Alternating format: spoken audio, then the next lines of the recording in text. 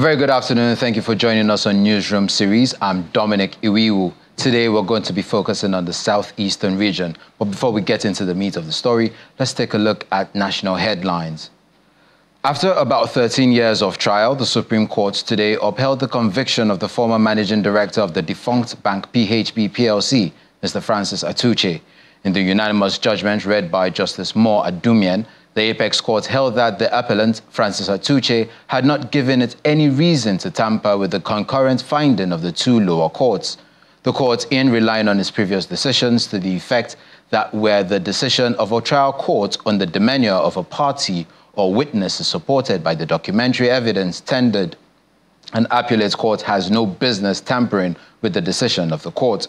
Mr. Atuche, his wife Elizabeth, and one Mr. Ugo Anyanwu had been arraigned by the Economic and Financial Crimes Commission in 2011 before Justice Latifat Okunu of the Lagos High Court on a 27-count amended information over a 25 billion naira fraud.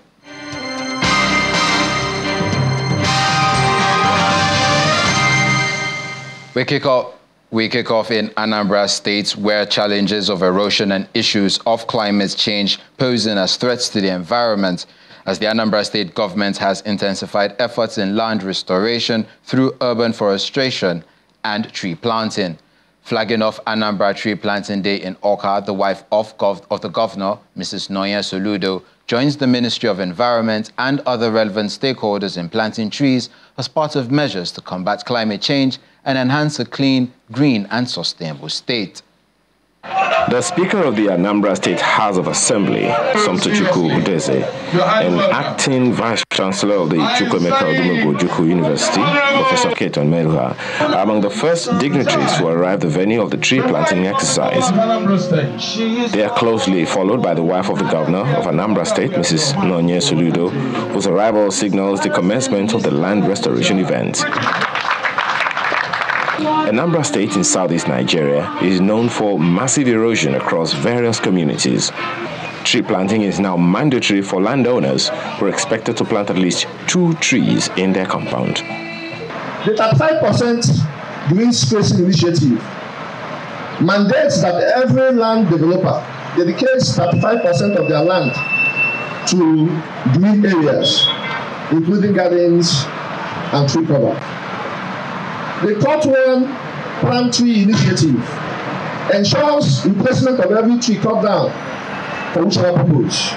What we are doing here today. For the wife of the governor, her pet project, Healthy Living with Noye Soludo, focuses on transforming health and the importance of tree planting in mitigating climate change, enhancing air quality, and preserving biodiversity. The environment, planting trees, you can never go wrong with that. We can never go wrong with that. We keep cutting down what we have. That's killing the environment. But now I am happy with the solution government, with what our commissioner, Engineer Felix, is doing today. We will return back to where we're supposed to be. Clean, green, Anambra State.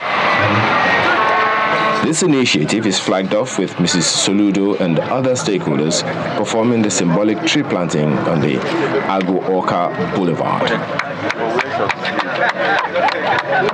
When you do development in Anambra State, we require a certain percentage of green in your development. Otherwise, you will not get an approval. And that's something that we need to drive home today. You know, there's also a law, if you cut a tree down, you have to replace it and still pay, I think, the sum of 50,000. Things like that, just to show you. When we plant trees, we keep erosion away. When we plant trees, we maintain the watershed. The watershed ensures that there's no erosion. Planting of trees is expected to be part of a bigger picture of erosion control. Anambra State, to narrow it down, is a small state, smallest state after Lagos. And then the problem is compounded by erosion, massive erosion in Anambra State all over the place. And so tree planting, apart from the environmental value which it will create, the roots, of course, will help in checking erosion. Volunteers are expected to be mobilized through the Ministry of Youth Development to participate in planting and nurturing of the trees across the state. We head over to Rivers State, where the Niger Delta Development Commission, NDDC, said the first phase of the 2024 free healthcare program across the 9 states of the region has achieved the desired aimed result of assisting the medically undeserved residents to cater for their healthcare needs. This is as over 2,000 patients benefited from the medical outreach at the Ukwa General Hospital, Okbe Ike, in Ukwa West Local Government Area of Abia State. The NDDC Managing Director, Samuel Ugboko, while speaking at the official flag-off of the week-long program, said the free healthcare mission has ensured access to good healthcare services by removing financial barriers to accessing good, qualitative healthcare services. The Niger Delta Development Commission, NDDC, has now reached the 9 mandate states with the first phase of the 2024 free healthcare medical mission. The medical outreach, which commenced on April the 15th, 2024, at the Cottage Hospital Ikana in SN Udim local government area of Akwa Ibom State, had crisscrossed the 9 Niger Delta states and is now terminating at the Ukwa General Hospital, Okebe, in Ukwa West local government area of Abia State. As in other states, the crowd of rural residents is overwhelming as a medical team attends to various health conditions. This board came in and asked why this medical outreach that has been benefiting the people of Niger Delta, why it was stopped. Then, when they got the answers, they directed, instructed, mandated, whichever is applicable, the director, Education, Health and Social Services of NDDC to repackage this program. We thank you for this initiative for caring people with disabilities. But we are feeling that this basic hospital is the only hospital in the West. It's supposed to be equipped by the NDDC. So that we don't go sharpness in which medical treatment. Within 2 days of the week-long program, over 2,000 patients ranging from fibroid to appendicitis, eye surgeries and general healthcare services have been attended to by the NDDC medical team. This man doesn't have anybody. He has been coming from Ohandu in Okwa East. Today he's here and he has been operated by God's grace. You can see him. To God be the glory. This fibroid has been long. It's more than 3 years in my stomach. I went to hospital. They told me that the money that I will pay is 500,000. I could not have the money to pay. So I heard that NDDC people are coming to this state. So I now came to this hospital to do it. I am so happy. I'm very happy. I'm very grateful. Because if I want to do it in other hospitals, I know how much I will spend. But NDDC just make it free for me. And I'm very happy to be one of the beneficiaries. The NDDC Managing Director, Samuel Obuku, who is represented by the Abia State representative of the NDDC Governing Board, says the flagship medical program had witnessed tremendous success. It is one of several health programs of the Commission, targeted at changing the health situations and narrative of our people in the region. It is in line with the United Nations Sustainable Development Goals, number 3, which aspires to achieve universal health coverage and ensure health and well-being for all. Health is wealth. So on behalf of the state government, we want to thank you for whatever you are doing and continue to do more. May God continue to empower the current board to touch lives of our people. The decision of the current NDDC Governing Board to revive the free healthcare program is one that has endeared the interventionist agency to the people of the region, who have now felt the direct impact of the Commission in infrastructural development drive. The federal government has initiated the construction of a 250-unit housing estate in Abia State through the Federal Ministry of Housing and Urban Development as part of the Renewed Hope Cities and Estates program. Speaking during different groundbreaking ceremonies in Abia and Ebonyi State, Minister of Housing and Urban Development, Ahmed Dangiwa, says Phase 1 of the program plans to deliver 50,000 housing units across Nigeria. The Renewed Hope Cities and Estates program is a project of the federal government to construct a 250-unit housing estate in Bende Council area of Abia State through the Federal Ministry of Housing and Urban Development. The plan of the Tinubu administration is to deliver 50,000 housing units across Nigeria. With this housing program, Your Excellency, we plan to unlock the massive potential of housing development to create jobs, uplift lives, and boost economic development. I want to state that under the Renewed Hope agenda of His Excellency President Bola Ahmed Tinubu, we at the Federal Ministry of Housing and Urban Development are very particular about giving Nigerians value for money.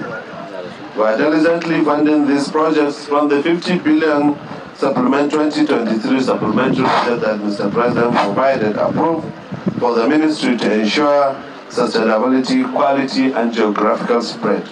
Shortly after the groundbreaking exercise, architect Ahmed Musa Dangiwa and his team proceed to the Enugu Express Road, the location of the approved site of the Federal Secretariat Complex.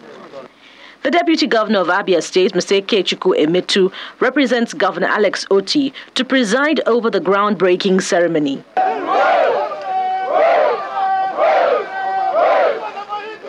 Going to give a whole lot of relief to Abians and also for civil servants both at the federal and state level who will be able to pay instrumentally for a period of 30 years. This is exactly what we really need as a state. The Minister of Housing flagged off a similar project in Ebonyi State where he asked the contractor to ensure all specifications are adhered to.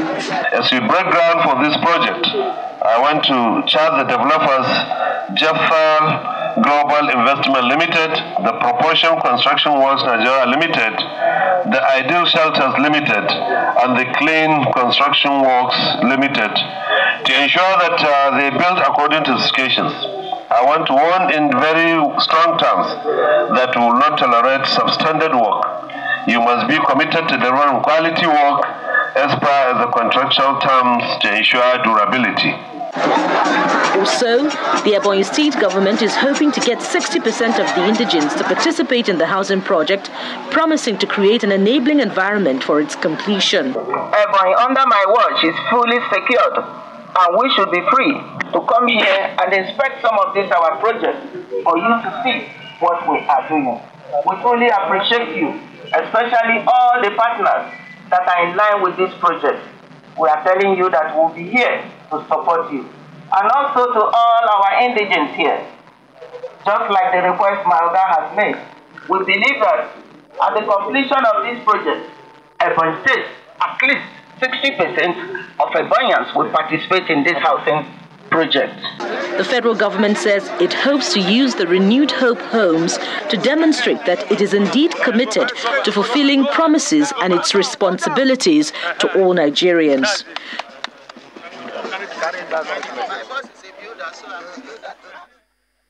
When we come back from a quick break, we'll give you updates of some political stories coming up from Imo State. Stay with us.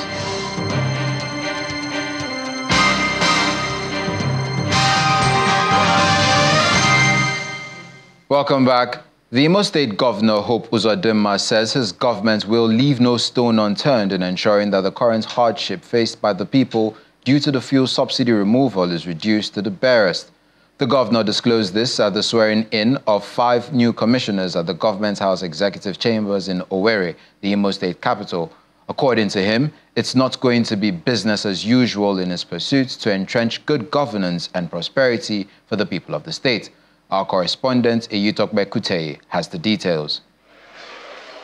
It's a beehive of activities at the Sam Mbakwe Executive Chambers in Government House Owerri, as top government functionaries are present to witness the swearing-in of 5 new commissioners to be injected into the state cabinet. The arrival of the governor, Hope Uzodimma, signals the commencement of this all-important event. The 5 new commissioners then take their oath of office. To the Federal Republic of Nigeria, and I vow to protect and defend the Constitution of the Federal Republic of Nigeria, so help me God. Charging the new commissioners as they take up their new roles, the governor urges them to bring on their wealth of experience in helping achieve the vision of his government for the people. He says his government is in a hurry to alleviate the hardship of the people through impactful programs and policies. Your Excellency, we have come to work and we are in a hurry to recover the economy and to recover our people from the current economic hardship occasioned by some policies of government. Though the hardship will be short-lived, but we are in a hurry to recover our place. And by the grace of God, prosperity will be the name of the business. Some of the new commissioners appreciate the governor for finding them worthy to serve in his cabinet. They promise to contribute their own quota meaningfully to the development of the state. So I want to thank you for this opportunity. You have your own style, and those who are patient with you are those who are going to reap their kindness. I also want to encourage so many of us who have not been appointed that the one or that this governor is a governor that don't forget. From this day forward, I can tell Nigerians and Imo people, especially the Imo youths of which I fall under their constituency, that they would see a different dividends of democracy. They will see a different dividends from the 3-hour administration. They will see a different light from the Hope Uzodimma's government. With the swearing in of these 5 new commissioners, it brings the total number of commissioners in the state to 29. Eyitope Kutai, Channels Television News. The Enugu State government has called for proper regulation of the gaming industry in Nigeria to protect the vulnerable while growing the nation's economy. The State Deputy Governor Ifeanyi Osai made this known at the 2024 Enugu State Gaming Conference with the theme Exploring the Future of Gaming, Innovation and Collaborations. According to him, the gaming industry is a veritable sector for the economic development and diversification, as well as job creation, but must in its content creation consider religion and cultural differences to balance the sector. It's the 2024 Enugu State Gaming Conference with theme Exploring the Future of Gaming, Innovation and Collaborations. Stakeholders in the country and beyond are in the state to discuss the importance of promoting a culture of responsible gaming practices that prioritizes consumer welfare and minimizes potential harm. The Executive Secretary, Enugu State's Gaming and Lotto Commission, Arinze Arum, gives further details. It is about embracing innovation while mitigating risks, about fostering healthy competition while protecting vulnerable individuals, and about building a sustainable industry that enhances our state's reputation as a responsible and progressive player in the global marketplace. Other participants make their input, demanding balance that promotes unity of purpose in an innovative way. The fight now is the sustainability of this industry. And to do that, we need balance.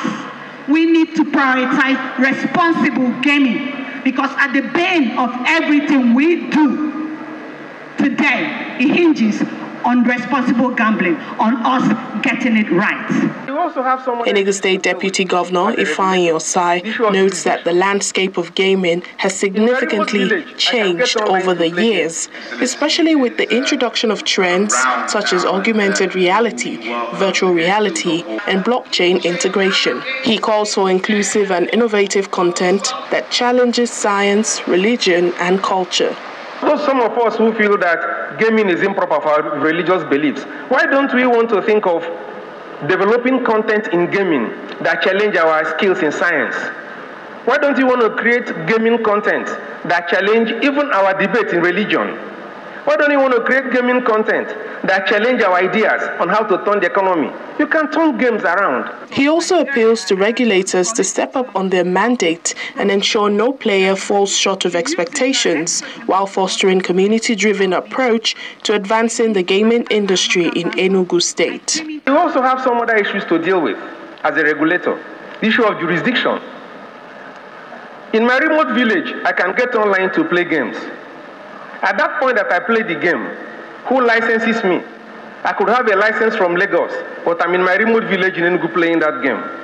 These are issues that you must confront, because if you do not deal with them, you'll be unable to effectively regulate. Responding to his request, the keynote speaker says there's an existing framework that will ensure sanctioning of offenders beyond Lagos State. As an Association of State Gaming Regulators in Nigeria, we are together, including the Enugu State. They have been key members from the beginning. We have an arrangement which will start next year for reciprocity enforcement. So if you offend us in Lagos, you also offend Enugu State Gaming Commission. This is the first time Enugu State is holding a conference such as this to bring key players to the table to discuss the way forward. It's expected that ideas from this meeting will help clean up the industry and prioritize the vulnerable groups who are the consumers.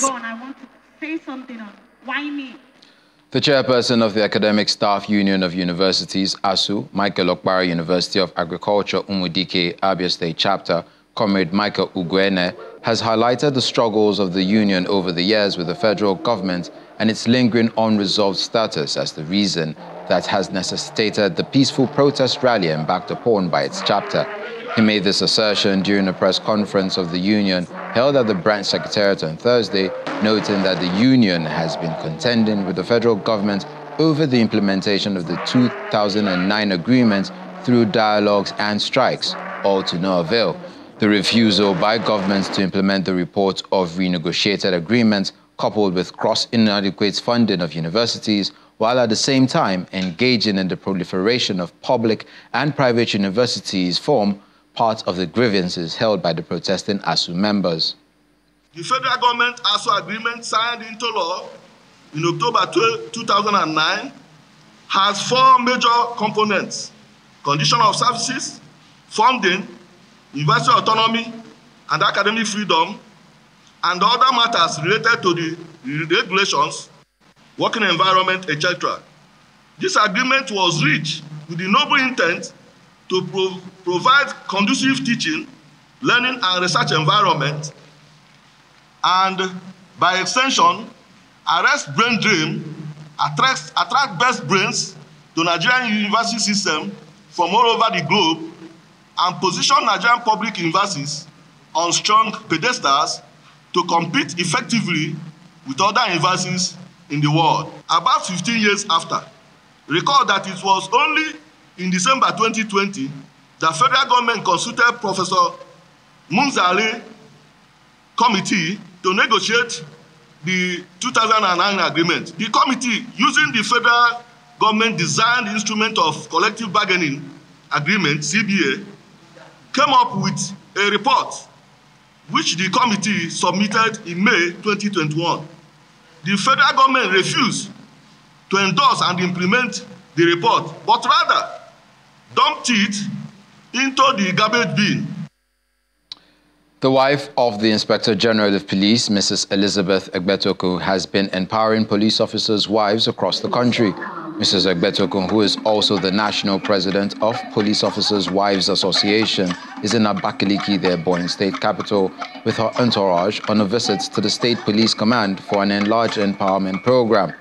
The program, which was organized by POA to empower wives of late police officers and less privileged, is expected to create a positive impact on the lives of members of Police Officers' Wives Association and late officers of Police Wives Association in Ebonyi State.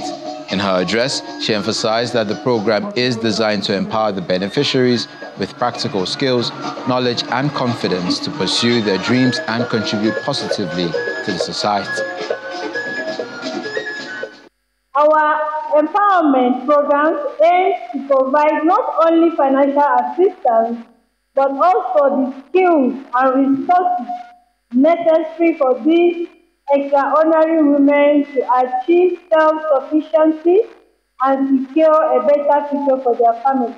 We honor the memory of our fallen heroes by ensuring that their families are not left behind. This program is designed to empower the beneficiaries with practical skills, knowledge, and the confidence to pursue their dreams and contribute positively to the society. To the wives of our late police officers and the less privileged here today, know that you are not alone OWA is here to support you. And together, we will create a new opportunities and overcome challenges. And that's it on Newsroom series. Thanks for joining us. I'm Dominic Iwiwu. Up next is Network Africa.